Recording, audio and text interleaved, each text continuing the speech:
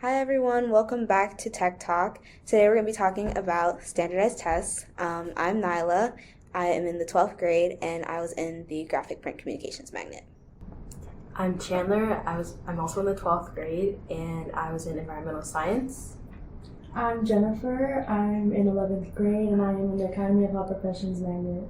I'm Jenna. I'm in 11th grade and I'm also in the Academy of Health Professions magnet. Okay, so one of the standardized tests that I've taken is AP World. The test is formatted, it has like this. It has a DBQ, a LEQ, and you have 4 SAQ options, short answer questions, and you can choose 2.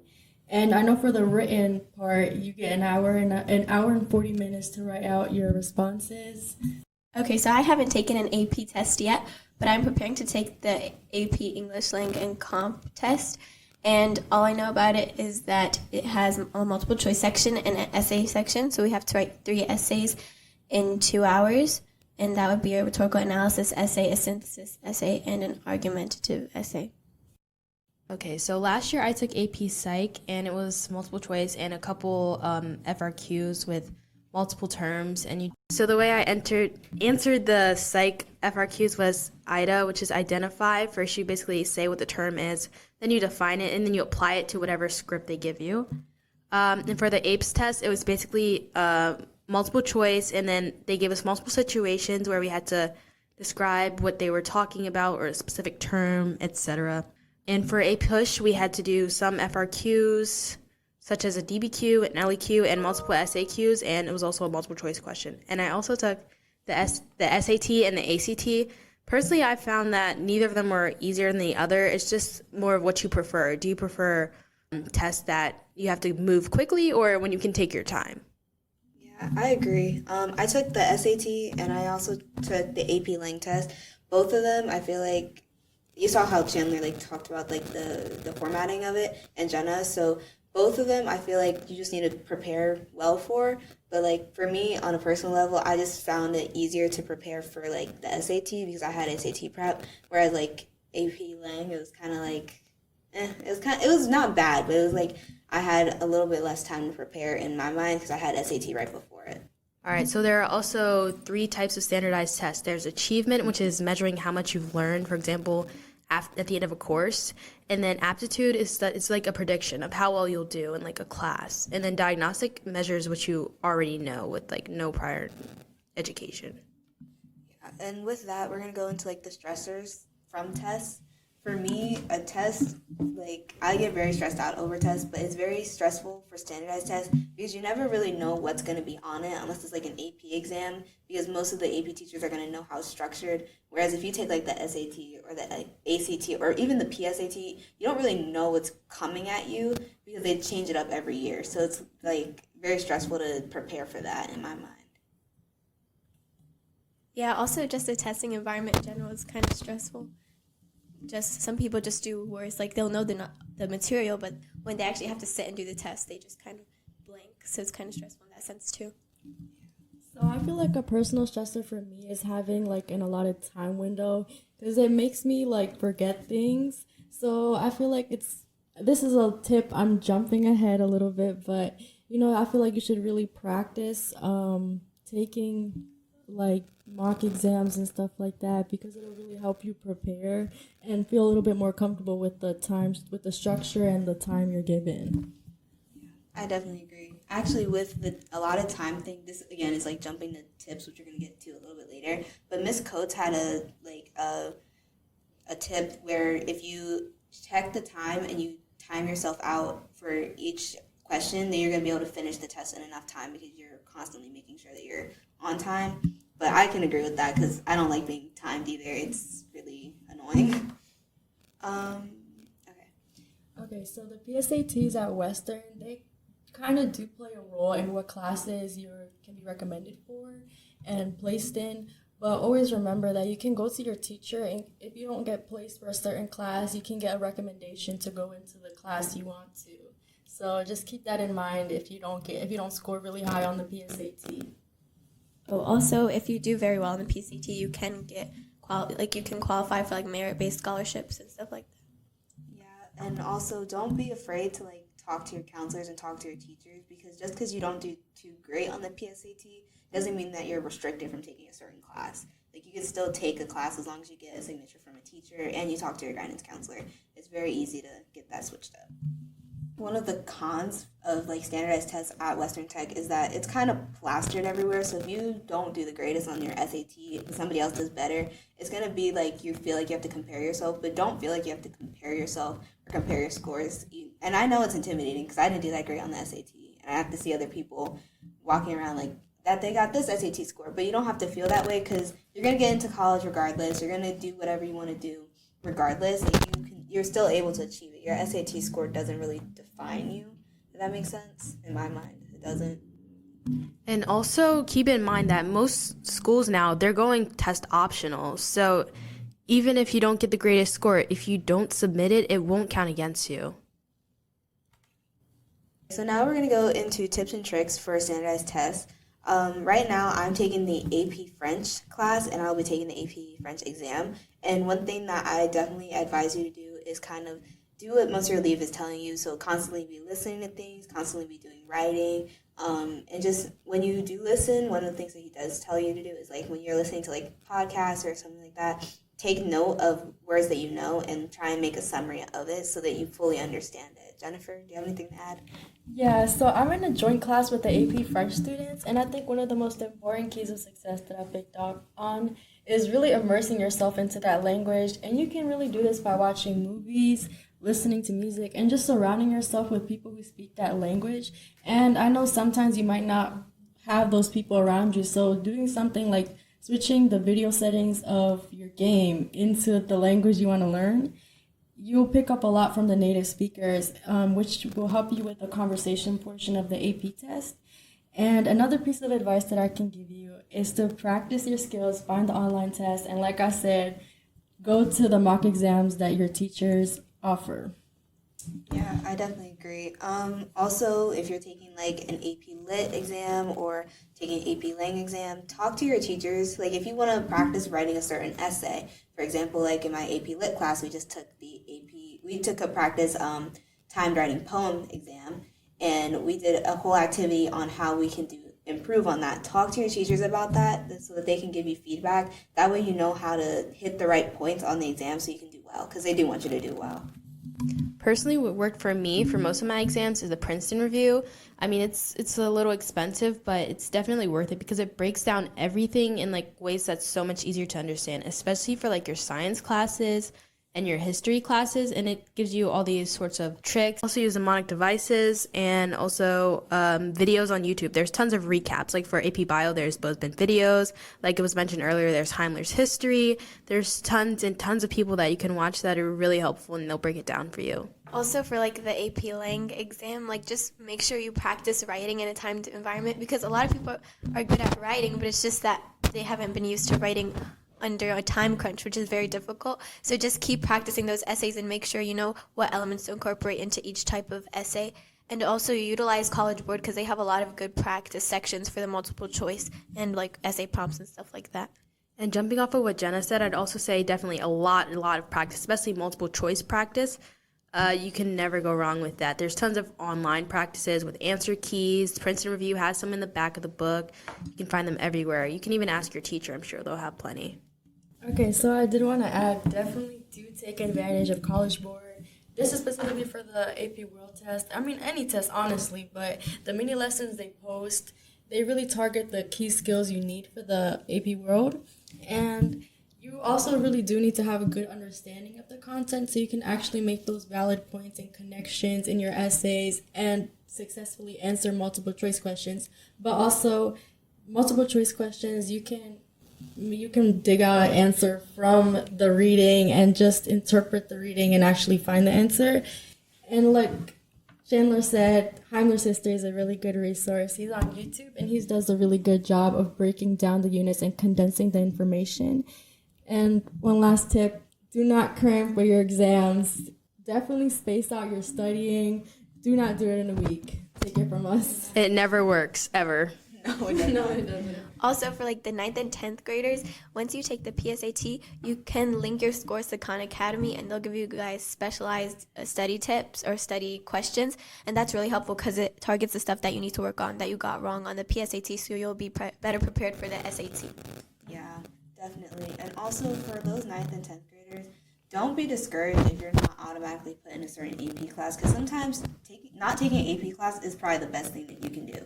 Because I know, at least for me, junior year, when I took an AP test and then took the AP class and then took the AP exam, I was very stressed out and I was very scared about how I was going to do. So you don't have to feel pressured because you didn't do too well on the PSAT. But no matter whether you're taking PSAT, SAT, ACT, AP exams, your teachers are going to prepare you very well.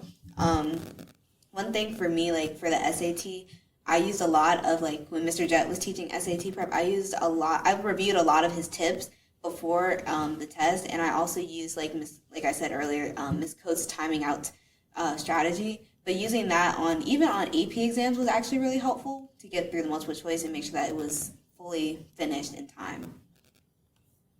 So now we're going to kind of talk more about test anxiety. We know that standardized tests in themselves, just by the name, can be giving you very much a lot of anxiety. And for me, I have really bad test anxiety, and one way that I kind of get through it is whether it's the week before or the night before, I kind of take a nice break from everything, or even the weekend before, I just give myself a quick break so that I don't have to worry too much about the test. That way I can come back with a fresh mind.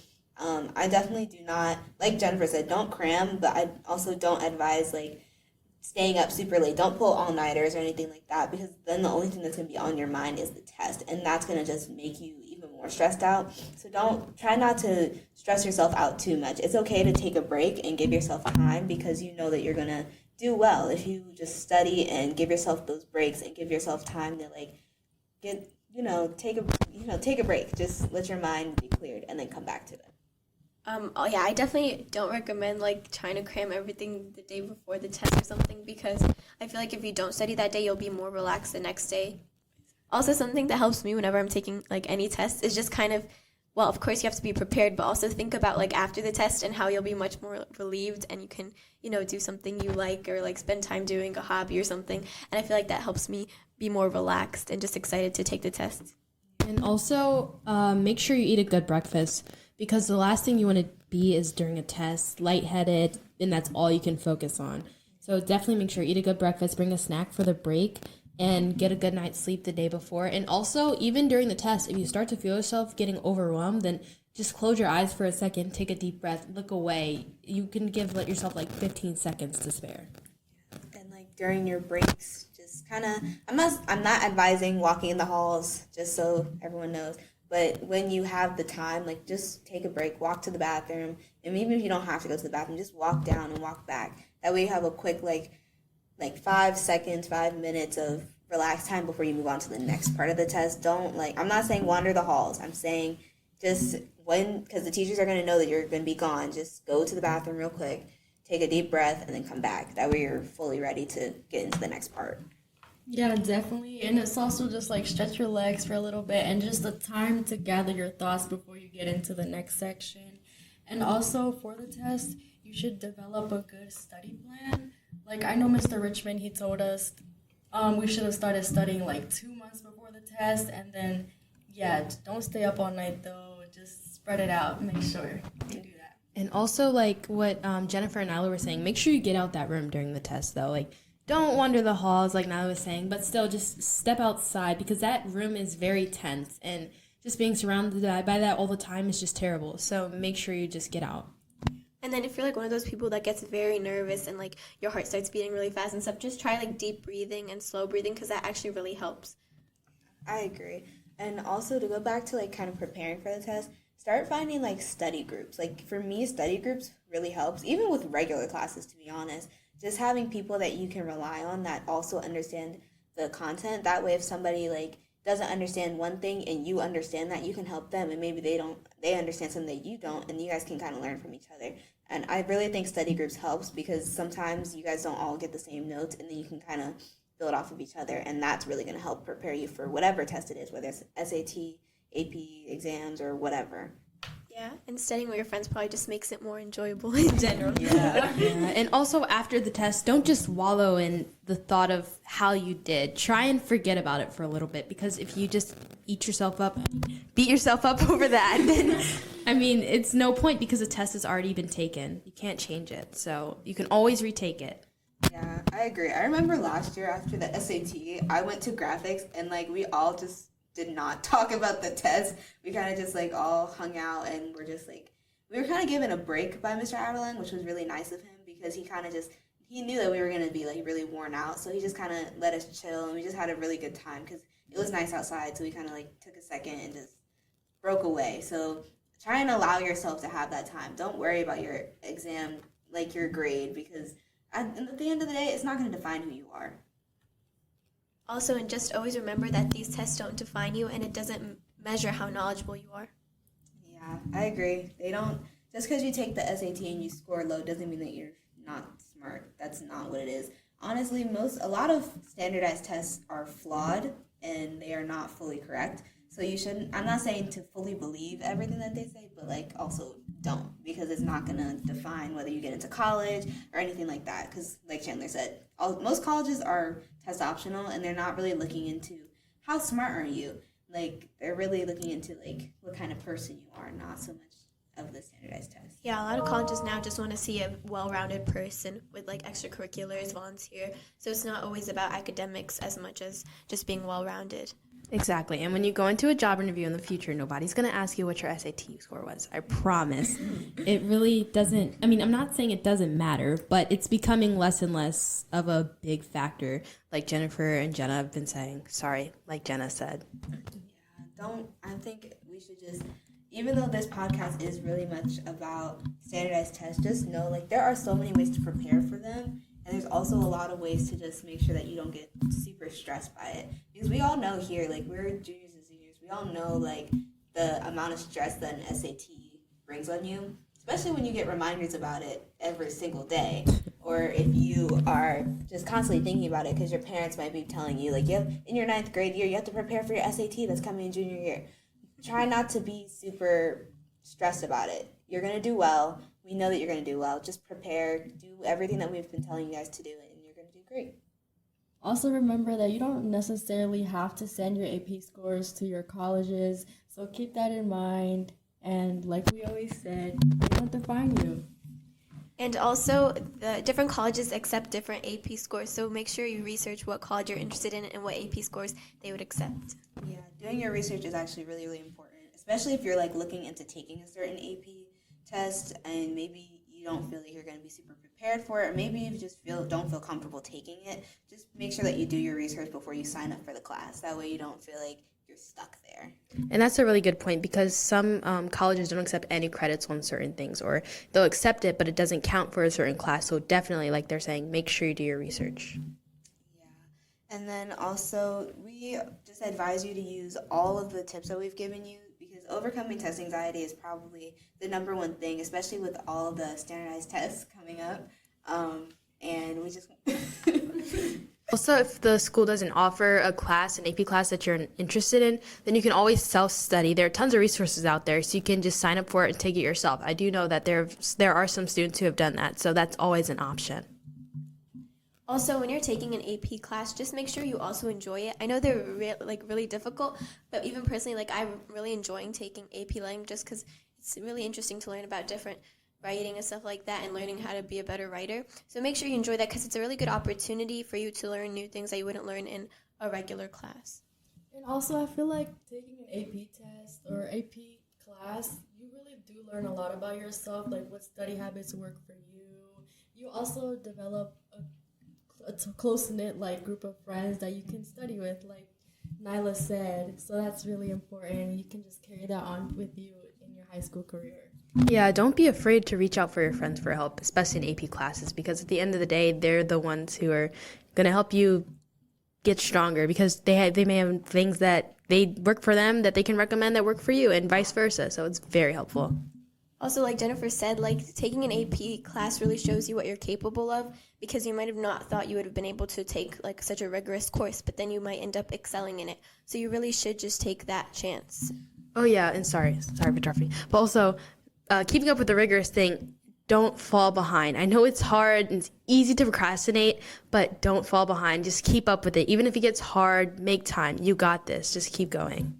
Yeah, I agree. And just to go back off of what everyone said, don't take an AP test because you feel like you have to take the AP class and take an AP course to get the AP credit. Like, don't do it just for that. Like, it's okay like to have that in the back of your mind, but also take it because you know that you're genuinely going to enjoy it. Like me, I'm taking AP French, Lit, and Psych this year because I enjoy each one of those. And the teachers that do it are really great. So whatever you choose, just know that you have to be able to enjoy it. Otherwise, it's going to feel like it's just another burden. So a time management tool that works for me is the Western Tech Planner because it really allows me to map out what days I'm going to do what and allows me to see like if I've completed everything I need to do for the week and like all my homework and my assignments. So yeah, does anybody have any other tools that works for them? Something I recommend is breaking it down. Like, so we're saying don't cram, but also do like maybe 1 unit per week. That really helped me. Yeah, and also like those whiteboard calendars or something you can like write on and see like in your room or something. That always helps, and they're like fun because you can color code them and stuff like that. Yeah, I actually do both. I use my success guide a lot, so I like to like break down my days and like at the bottom of my success guide, like of each day, I write kind of like a quote unquote agenda for me to focus on a certain study skill each day, and that really helps for me. And also like if you're preparing for your AP exam, that would probably really help because then you can give yourself a lot of time for each AP exam that you have to prepare for, or even for SATs or anything like that. Just preparing in general for your tests. Or also each night, maybe before you go to bed, set aside like 15 to 30 minutes to just go over things. Put away your phone and just study. Because when you study before bed, it actually helps a lot. But that's different than cramming. Yeah, but you don't have to do what we do. You obviously are going to find your own study habits. Something else that I like to do is create flashcards. Like for Psych, I have flashcards for each unit that we've done, and I've taken notes in the book, and that's really helped me because now when I go to study for the actual test, I have everything kind of formatted in front of me. But it's really up to you how you want to study, and I think flashcards are really helpful, or like Quizlet or something like that. Oh yeah, also I would add maybe rewriting your notes. For me, that helps a lot. Or also rewriting them but making blanks and then fill in the blanks so that way you're starting to memorize it. Yeah, but definitely like flashcards and Quizlet. Quizlet has like a lot of good material, so definitely check that out. So something else that works for me is saying the stuff out loud, trying to memorize it really quick, and then writing down what I said. Yeah, that's really helpful. Also, Khan Academy and like College Board, like Jennifer said earlier, both have a lot of resources. Khan Academy has a lot of resources for the SAT, and then College Board has a bunch of resources for the different AP exams that you're taking. So definitely go on to those two, and also ask your teachers sometimes, like if they have any extra resources of certain classes. Like right now, I'm taking calculus, but he gives us a lot of practice AP Calc. FRQs, so if you're taking that, you can ask Mr. Carlino for something, or like if Ms. Lewis is giving you like packets of work that you want to try again, you can always ask them for that as well. And also in the back of your textbook, not in the back, but at the end of each chapter, it may break it down by the concepts. Like in the AP Bio one, we'll have concept 24.1, blah, blah, blah, blah, but it will break down each one, and then it will emphasize like in bold the things that you need to know. And I remember the Psych book was like that too. It bolds like and highlights the things that you'll need to know most, or like the most important things, but still study everything. Yeah, I think honestly the textbooks are very helpful, even though it's very tedious reading through them. If you do look at those concepts in the back and the summaries, it's going to help you a whole lot, especially if you're doing like what I did and make flashcards. Okay, so I want to give you guys one final reminder of the upcoming standardized test dates. So the SAT is April 25th, so make sure you go on Khan Academy, study, get the skills you need. And now for the AP test. So Monday, May 1st is United States Government and Politics and Spanish Literature and Culture. May 2nd, Environmental Science and AP Psych. May 3rd, English Literature and Composition, Computer Science A. May 4th, Macroeconomics and Statistics. May 5th, United States History and Microeconomics. And week 2, Monday, May 8th, Calculus AB, Calculus BC, computer science principles. Tuesday, May 9th, English language and composition. May 10th, Spanish language and culture and biology. May 11th, French language and culture and world history, modern. And that's it for the tests for the courses offered at Western. Yes, so please make sure that you really take in everything we have told you guys, take in from all of our experiences and all the tips and tricks that we've put in here. We think that you guys could really use it, whether it's for an AP class, another standardized test, SATs, ACTs, or even if just you're using it in your daily life, because everything that we've said, it was really, really helpful. So yeah, you can just apply it to any class and make sure so it can help you succeed and do better. And also, you can find other skills that we didn't talk about that work best for you. Yeah. Make sure to study, but also make sure to take time for yourself.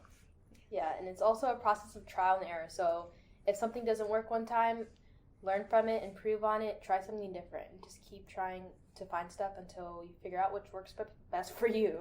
Yep. And with that, thank you guys so much for listening. And Tech yeah!